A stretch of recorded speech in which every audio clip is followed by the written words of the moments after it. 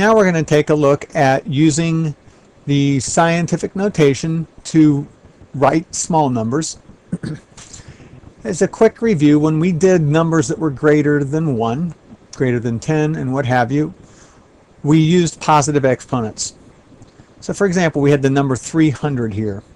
Remember, in scientific notation, we have to have some number that's greater than or equal to 1, but less than 10, and the net number is multiplied by 10 raised to some power, to some exponent.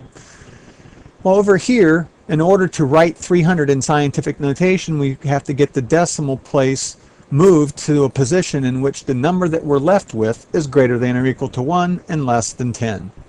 Well, right now we're at 300. So we're going to have to move this decimal place left. If we move it left once, we're left with 30. Well, that's still greater than 10. If we move it one more time, that now gives us 3.00, and that number is less than 10 and greater than 1. So rewriting this as scientific notation is going to be 3 times 10. And how many places to the left did we have to move this to where we finally got a number that was greater than 1 but less than 10? We had to move it twice. That then tells us the exponent that we need to put for our base of 10.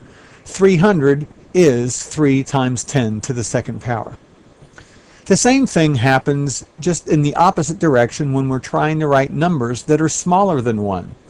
Anytime you have a decimal such as this, you have nothing to the left of it in the ones place or beyond, and all of your places are to the right of the decimal point. You have a number that's less than 1. We can likewise use scientific notation to write this number. But once again, in order to do it, we've got to get a number that's greater than 1 and less than 10. How many places to the right do we have to move our decimal point so that we get a number greater than 1 and less than 10? Well, let's start here. We move it once. That gives us 0.03. That's still less than 1. We move it a second time. We're now up to 0.3. That's still less than 1. We move it one more time. We're now at 3 point, which is the same thing as 3.0, which is just the same thing as 3. How many times did we have to move the decimal place to the right? Well, we had to move it 3 times. However, we are not going to write x to the third here. Or excuse me, we're not going to write 10 to the third, because that would be saying 3 times 10 to the third, which would be 1,000. And 3 times 1,000 is 3,000. What we're after here is 3 thousandths.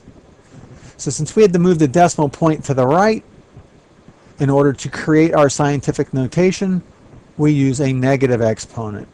And our negative exponent is going to be the number that we had to move it to the right. We had to move it to the right 3 times, therefore it's going to be a negative 3.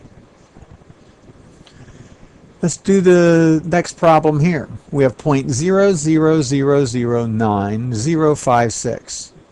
I want this number to be written in scientific notation. How are we going to get a number that's greater than or equal to 1 but less than 10? Well, we're going to have to move our decimal point over once, twice, 3 times, 4 times, 5 times. Once we get it to this point, we now have a 9.056, which is less than 10 and greater than 1. So we're going to rewrite this now as 9.056, and we're going to take that times 10 to which power? Well, how many places to the right did we have to move it? 5. So that means we're going to have a power or an exponent of negative 5. The negative indicating we had to move it right to create the scientific notation, and 5 representing the number of places that it had to move. Lastly, 0.7. How do we write that with scientific notation? Well, once again, we got to get a number greater than 1, less than 10. So we have to move our decimal point to the right once. That gives us 7. How many places to the right did we have to move it? 1. So our exponent is going to be negative 1.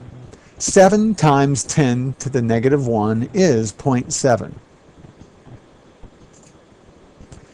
Quickly, scientific notation can not only be used to handle very large numbers by the use of positive exponents, but it can also be used to handle very small numbers by the use of negative exponents. That'll wrap up session 54.